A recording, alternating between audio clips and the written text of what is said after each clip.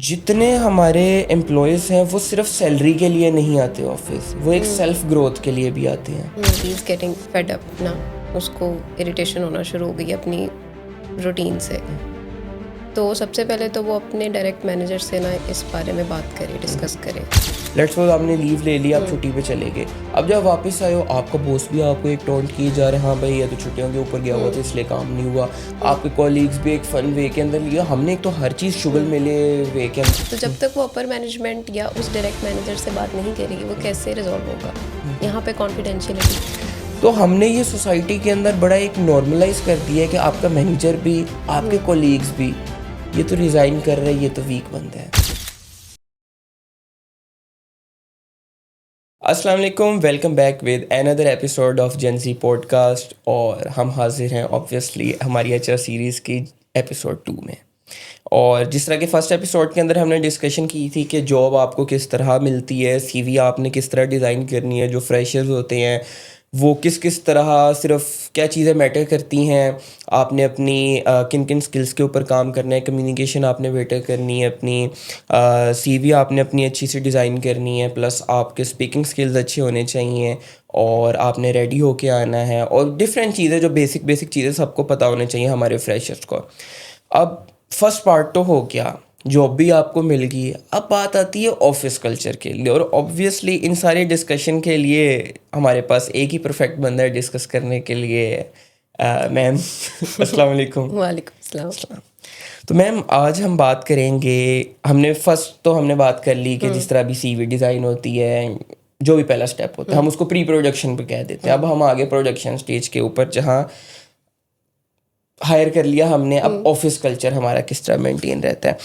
अब सबसे पहले अगर हम बात करें कि जो हम हमारी यूथ है, ओल्ड क्लासिक की नहीं मैं बात कर रहा, अब वाले हमारे जो लोग हैं, जितने हमारे एम्प्लॉयज़ हैं वो सिर्फ सैलरी के लिए नहीं आते ऑफिस, वो एक सेल्फ ग्रोथ के लिए भी आते हैं। अब अगर मैं बात करूं कि मैं आता हूँ रोज़, मैं एक ही काम रेपिटेटिव वे में किए जा रहा हूँ, मैं आ जा रहा हूँ, मैंने यही काम करना है, कल मैं आ रहा हूँ यही काम करना है, परसों मैं आ रहा हूँ यही, मैं फेडअप हो जाऊँगा कि भाई मेरी तो यहाँ ग्रोथ ही नहीं हो रही, मैं कंपनी चेंज करके चला जाऊँगा किसी और कंपनी में।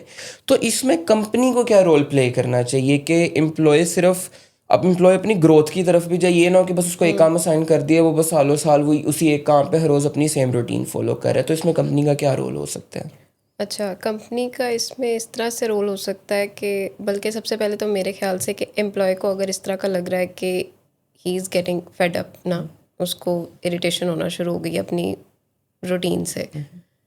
तो सबसे पहले तो वो अपने डायरेक्ट मैनेजर से ना इस बारे में बात करे, डिस्कस करे। कम्युनिकेशन मैं हमेशा से यही कहती हूँ कि बहुत इंपॉर्टेंट होती है inside the company.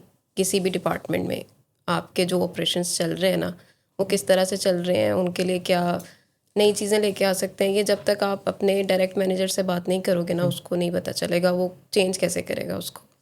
Inside the department वो क्या चेंज लेके आ सकता है जब उसको पता नहीं चल रहा।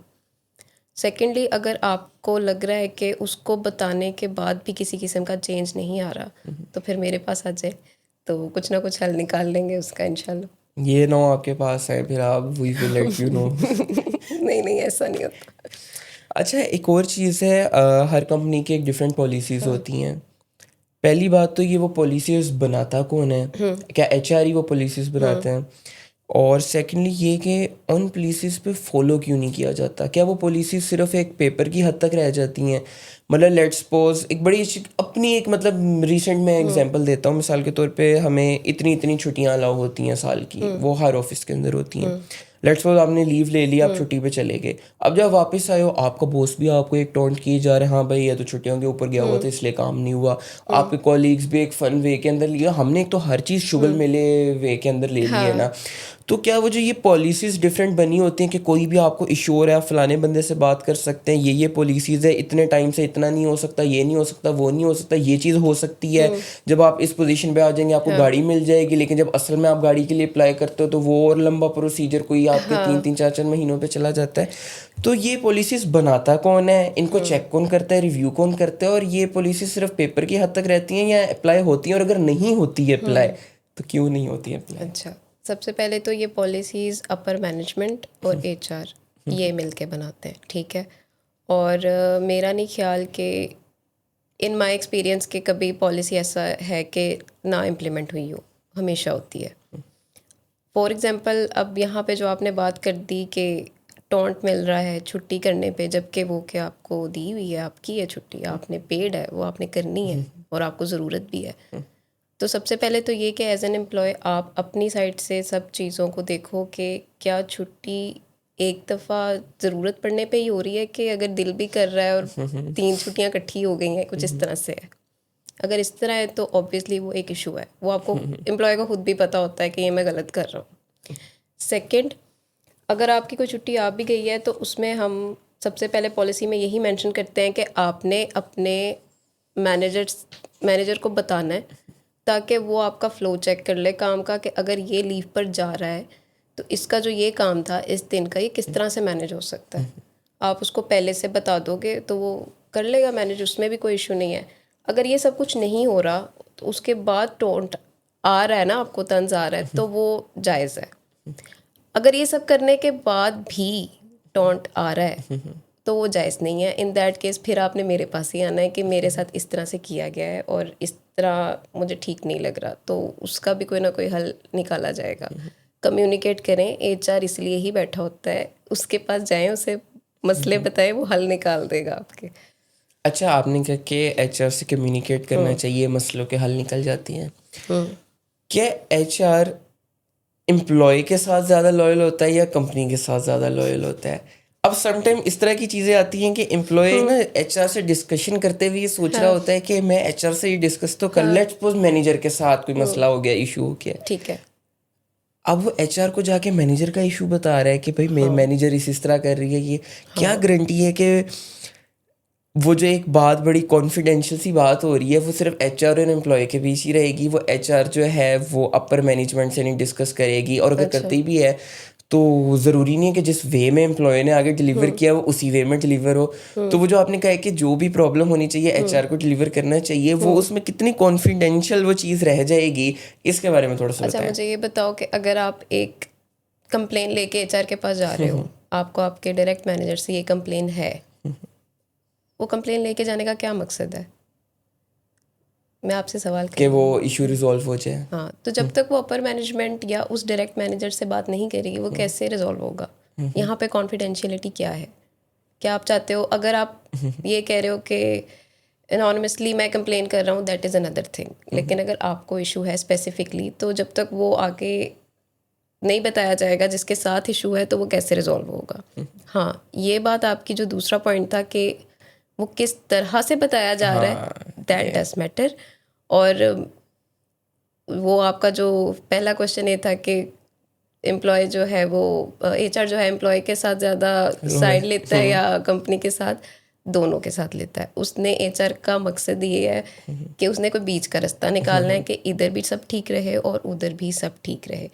आप कंप्लेन करोगे, उसका इंशाल्लाह कोई बीच का ही रास्ता निकलेगा। ज़रूरी नहीं है कि वो मैनेजर की साइड लेना शुरू कर देगा या वो मैनेजर को बिल्कुल ही छोड़ के आपकी साइड लेना शुरू कर देगा। इन दी एंड कॉन्फ्लिक्ट जो आ रहा है ना, उसको रिजॉल्व करना है, दैट इज़ द पॉइंट। मतलब इन शॉर्ट अगर हम एक क्रिकेट टर्म के अंदर बात करें तो एचआर जो है वो कंपनी का रेलू कट्टा है कि उसने एम्प्लॉयज़ के साथ भी रखनी है, उसने अपर अच्छा, मैनेजमेंट के यहाँ साथ पे भी। मैं इसको, आपने तो रेलू गट्टा बना दिया है, मैं इसको पता है किस तरह से देखती हूँ, और ये मैं कुछ दिनों पहले अपने कोलीग से भी बात कर रही थी। एचआर का रोल ना माँ जैसा होता है। किसी भी एम्प्लॉय को कुछ चाहिए, कुछ कोई मसला है, कुछ भी है, डायरेक्ट एचआर पास, एचआर के पास जाएगा, आप उनसे बात करें ना, इस तरह हो जाए तो ऐसे हो जाए। वो बिल्कुल इस तरह लगता है कि जैसे एक बच्चा अपनी माँ के पास जा रहा है, आप बाबा से बात करें ना इस तरह हो जाए, वैसे हो जाए, वो बिल्कुल इस तरह से है। तो अब एचआर कभी भी नहीं चाहेगी कि एक ये जो छोटा सा मसला है ना, ये इन दी एंड कुछ अजीबो गरीब सी चीज़ निकल आए और वो बिल्कुल एक टॉक्सिक एनवायरनमेंट बन जाए या कल्चर ही ख़राब हो जाए। तो ऐसा तो नहीं मैं चाहूँगी कभी भी। अच्छा, हमने टॉक्सिक एनवायरनमेंट की बात की। मैं बॉस को ना दो डेफिनेशन, मतलब दो टाइटल्स देता हूँ, एक होता है स्ट्रिक्ट बॉस, एक होता है टॉक्सिक बॉस। ठीक है। ठीक है, अब हम इन चीज़ों को कैसे डिफरेंशिएट कर सकते हैं? अब कुछ एम्प्लॉयज़ को अक्सर दफ़ा लग रहा होता है मेरे बॉस ने मुझे फलानी चीज़ की, ये तो बड़ा टॉक्सिक हो गया है। अच्छा। बट समटाइम वो स्ट्रिक्ट वे के अंदर कह रहा होता है, ऑब्वियसली उसने आपको पैसे दिए हैं, काम लेना है उन्होंने भी। तो क्या चीज़ डिफरेंशिएट करती है कि ये स्ट्रिक्टनेस है ओके इतना अलाउ है, ये तो उनका काम है, और क्या चीज़ डिफरेंशिएट करती है कि नहीं ये तो टॉक्सिसिटी है, ये अगर इस पॉइंट तक बात आ गई है तो ये तो फिर टॉक्सिक बॉस बन रहा है। तो इसके बारे में थोड़ा सा। सबसे पहले तो मैं आपसे ये पूछूंगी कि सिर्फ 2 डेफिनेशंस क्यों हैं आपके पास इसकी? क्योंकि बॉस देखिए अच्छा भी तो हो सकता है, ज़रूरी नहीं वो बिल्कुल ही स्ट्रिक्ट हो या टॉक्सिक हो, अच्छा बॉस भी होता है। क्योंकि जब आपको काम कोई असाइन हो रहा होता है ना, तो अच्छे बॉस तो वो तो टोटली एक अलग चीज़ होगी ना, वो तो हर बॉस ही अच्छा होता है। लेकिन जब काम की बारी आती है, अब आपको जिस वे के अंदर, मिसाल के तौर पे आपको कहा है कि 4 बजे तक एक काम डिलीवर करना है, ठीक है, बड़े स्ट्रिक्ट वे के अंदर कहा कि 4 बजे तक ये काम हो जाना चाहिए, वो एक स्ट्रिक्ट बॉस है मेरी नज़र में कि उसने आपको कहा है। और एक चीज़ ये है कि अच्छा ये काम 4 बजे तक डिलीवर करना है, नहीं तुमसे तो नहीं हो पाएगा, नहीं ये काम ना उसको उसी के मुंह पे बैठे बैठे, नहीं ये काम वो दूसरे वाले को दे दो, ये तो 4 बजे तक नहीं कर सकता। आपने बैठे बैठे एक एम्प्लॉय के सामने दूसरे को एक डीवैल्यू कर दिया, फिर टॉक्सिसिटी के अंदर आ जाता है। ये तो एक टॉक्सिसिटी बात ही करने है। का तरीका चेंज हो जहाँ जाता पे है। स्ट्रिक्टनेस की बात आ रही है ना, टॉक्सिसिटी का तो कोई इलाज नहीं है इसके कि उसको फिर कोई वार्निंग दी जाए या किसी किस्म का। अब बॉस को क्या ही वार्निंग दी जाए? नहीं, आप कंप्लेन करो ना, अपर मैनेजमेंट की तरफ से आएगी वार्निंग, क्यों नहीं आएगी? अपर मैनेजमेंट में कौन कौन है? अपर मैनेजमेंट में होती है आपके CEO होते हैं, CTO होते हैं, CFO होते हैं, डायरेक्टर ऑपरेशंस भी होते हैं। हाँ, ये सारी अपर मैनेजमेंट होती है, ठीक है, जो ओनर्स बैठे हैं आपके, ठीक है। उनको कंप्लेन क्यों नहीं जाएगी? जाएगी, अगर आपकी तरफ से कंप्लेन आ रही है, वो भी आपके डायरेक्ट मैनेजर के हवाले से। अच्छा, आपका दूसरा पॉइंट क्या था? दूसरा पॉइंट मेरा यही था कि एक एग्जाम्पल की वे में मुझे आप बताएं कि टॉक्सिसिटी और स्ट्रिक्टनेस हाँ, में क्या जहाँ डिफरेंस स्ट्रिक्ट है? की आप बात कर रहे हो ना, अगर आपको ऐसे कहा गया कि ये 4 बजे तक रिपोर्ट चाहिए ही चाहिए, और अगर आपको लग रहा है कि ये 4 से आगे चला जाएगा इसका टाइम, तो वो स्ट्रिक्ट ही है ना, टॉक्सिक तो नहीं है। कम्युनिकेट करो उसको कि आप जो काम कह रहे हैं इसका ये फ्लो है, ये प्रोसीजर है, ये स्टेप है, फिर ये स्टेप है, फिर ये स्टेप है, उसको एक्सप्लेन करो वहाँ पे। ठीक हो गया। अच्छा, मेरा लास्ट क्वेश्चन आपसे ये है कि समटाइम्स ना इंसान इतना बर्नआउट हो जाता है काम करके, तो वो रेजिग्नेशन की तरफ चला जाता है कि मैं रिज़ाइन कर रहा हूँ, या फिर किसी और कंपनी से मुझे कोई अच्छी अपॉर्चुनिटी मिल गई है, या कोई भी इस तरह का रीज़न हो जाता है। आपके ना बहुत ज़्यादा वर्कलोड आ जाता है जो आपसे नहीं मैनेज हो रहा होता, और कोई अपर मैनेजमेंट आपकी सुन भी नहीं रही होती। तो हमने ये सोसाइटी के अंदर बड़ा एक नॉर्मलाइज कर दिया है कि आपका मैनेजर भी, आपके कोलीग्स भी, ये तो रिज़ाइन कर रहे हैं, ये तो वीक बंदा है। क्यों? जस्ट बिकॉज आपके पास एक तो वर्कलोड इतना आ गया था, आपकी कोई सुन भी नहीं रहा था, मेंटल हेल्थ आपकी डिस्ट्रॉय हो गई थी, और अगर उसने रेजिग्नेशन की बात कर दी तो क्या वो वीकनेस उसने अपनी शो कर दी, वो वीक इंसान हो गया। तो हम इस चीज़ को इतना नॉर्मलाइज क्यों कर देते हैं? ये चीज़ें लोग क्यों नहीं सीख के आते? ये चीज़ें कैसे कम हो सकती हैं? इसके बारे में यहाँ पर किस चीज़ को नॉर्मलाइज कर रहे हैं हम? कि हम क्यों इस तरह साथ ही अगलों को एक लेबल्स देने लग जाते हैं? ठीक है, उसने रिज़ाइन करना था, क्या उसके पास इतना भी हक नहीं है? छुट्टी ले ली, क्यों ले ली? रिज़ाइन कर लिया, क्यों कर लिया? ये जो कोलीग्स होते हैं, ये क्यों आपको क्वेश्चन कर रहे होते हैं? अच्छा, जो बंदा रिज़ाइन कर रहा है ना, ट्रस्ट में उसको इस चीज़ से कोई फ़र्क नहीं पड़ता कि उसको क्या कह रहा है कोई, उसने अपना नोटिस पीरियड पूरा करना है और उसने लेकिन उसने आगे ही अपनी मेंटल हेल्थ इश्यूज की वजह से रिज़ाइन जहाँ किया पे है। बर्नआउट की आप बात कर रहे हो ना, बर्नआउट अब ये देखो कि हो किस वजह से रहा है, और क्या उस बर्नआउट का सोल्यूशन सिर्फ रेजिग्नेशन है? उसको कहाँ बहुत ज़्यादा मिला हुआ है, कोई उसकी नहीं सुन रहा, कोई उसकी नहीं सुन रहा। ना अपर मैनेजमेंट ना HR, कोई कुछ नहीं सुन रहा। उसने एट द एंड हल ये निकाला कि मैं रिज़ाइन कर देता हूँ, और जब रिज़ाइन कर लिया तो सारे उसको वीक ही जा रहे हैं कि भाई ये तो वर्कलोड नहीं संभाल सका। तो वो इन्हीं चीज़ों से तो भाग रहा था जिसकी वजह से उसने रिज़ाइन किया है। तो 1 महीने के अंदर, आई डोंट थिंक सो, मैंने नहीं देखा जिसने आज तक रिज़ाइन किया है ना उसको कोई चीज़ मैटर करती है। वो तो अपना बना बनाया काम भी बिगाड़ के चले जाता है बंदा, अगर वो इस वजह से जा रहा है तो। ज़रूरी नहीं है हर एम्प्लॉय ऐसे करे। यहाँ पे जो टॉक्सिसिटी उसको पूरा अपने टेन्योर में मिली करियर के एक कंपनी में, वो इन दी एंड उस 1 महीने में निकाल के चला जाता है। कुछ ना कुछ गलत कर देगा, या कोई ऐसी बात कर देगा, या कोई बिहेवियर ऐसा शो कर देगा कि वो अपनी पूरी मेहनत पे ना, जैसे कहते हैं, पानी फेर के फिर जाता है। हर एम्प्लॉय लेकिन ऐसा भी नहीं होता। कुछ रिज़ाइन करते हैं, उनकी वाकई जो रीज़न होती है वो ग्रोथ होती है, अच्छी अपॉर्चुनिटी होती है, उनको लगता है कि हाँ यहाँ पे मैंने एक अपना अच्छा टाइम दे दिया है, अब मुझे यहाँ से निकल के मूव करना चाहिए। तो वो अच्छे तरीके से भी जाते हैं, बिल्कुल ऐसे भी होते हैं। और अगर आपको कोई ऐसी बात कर रहा है आपके रेजिग्नेशन पे, और किसी को लग भी रहा है ना कि इस तरह है कुछ, तो मेरा नहीं ख्याल कि वो आपकी अपर मैनेजमेंट या एचआर की तरफ से ऐसा कभी भी कमेंट आएगा। अगर उन्होंने आपको रिटेन करना है ना, वो आपको ड्यूरिंग द नोटिस पीरियड बुला के भी रिटेन कर देंगे। ओके, ठीक है, जो नहीं सुनी जा रही थी वो सुनी जाएगी।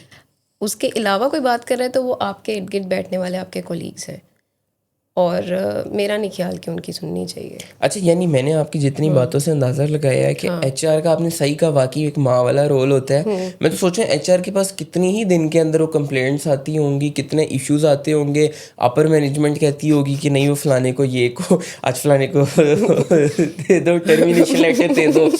और एचआर वैसे मैं वाकई में सोचता हूँ, मिसाल के तौर पे जिस तरह कंपनी कुछ ले ऑफ कर रही होती हैं, इतने टैलेंटेड एम्प्लॉयज़ होते हैं, अब वो छुरी चल रही होती है एचआर के सर पे कि भाई इसको आज टर्मिनेशन लेटर दे दो। और आपको पता है कि वो एक काबिल एम्प्लॉय है, बट ले ऑफ चल रहा है कंपनी का।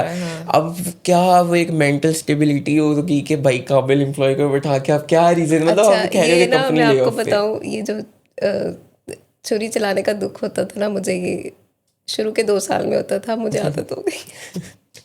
अब मुझे पता है मैंने इसको ये कहना है, मैं उसको वो कह दूंगी। पता नहीं मुझे ऐसी बात करनी चाहिए कि नहीं। कुछ एम्प्लॉयज़ ऐसे भी होते हैं जो कि पता चल रहा होता है कि उनको एक तो ले ऑफ पीरियड है ना, रोना भी शुरू कर देते हैं। वहाँ पे भी आप बस देख रहे हो कि अच्छा चलो क्या कर सकते हैं, यहाँ पे कुछ नहीं कर सकते। और बर्नआउट, अच्छा हाँ, बर्नआउट की जो बात कर रहे थे ना हम पहले, उसमें सिर्फ ये बर्नआउट कंपनी की तरफ से नहीं होता। 95% बर्नआउट होता है जब आपके अपने एम्प्लॉय के पर्सनल इश्यूज चल रहे होते हैं, उसकी वजह से परफॉर्मेंस पे इफेक्ट आ रहा होता है। वहाँ पे जो बर्नआउट होता है ना, वो वाला सही वाला होता है। वो फिर आके जो आपका माँ के साथ साथ एक साइकाइट्रिस्ट का रोल शुरू होता है ना, वो आएगा, पूरे 2 घंटे का सेशन लेगा अपना, आप उसको बताओगे कि आपने इसको ऐसे मैनेज करना है, उसको ऐसे देख लो, मतलब पूरे तरीके से उसे समझा के उससे रिलैक्स करके फिर आपने भेजना है कि वो जाके अपने लैपटॉप के आगे बैठ के काम कर ले अपना। ठीक, चलो मेरे ख्याल में काफ़ी इन्फॉर्मेटिव एपिसोड रही है। जो लोग ऑफिस को लेके काफ़ी शिकायत कर रहे होते हैं, उनको पता चल जाए कि भाई ऑफिस का जो ये पूरा निज़ाम होता है चल कैसे रहा होता है, अपर मैनेजमेंट में कौन कौन होता है, एचआर को हमने किस तरह बात कन्वे करनी है, और सारी चीज़ें किस तरह चलती हैं। तो इस एपिसोड को हम यहीं ख़त्म करते हैं, और नेक्स्ट एपिसोड मैं सिर्फ अभी एक छोटी सी हिंट दे के जा रहा हूँ, वो यकीनन हमारी यूथ के लिए एक बड़ी सरप्राइजिंग सी एपिसोड रहेगी कि इन्हीं के अकॉर्डिंग वो एपिसोड होगी। So stay tuned. अल्लाह हाफिज़।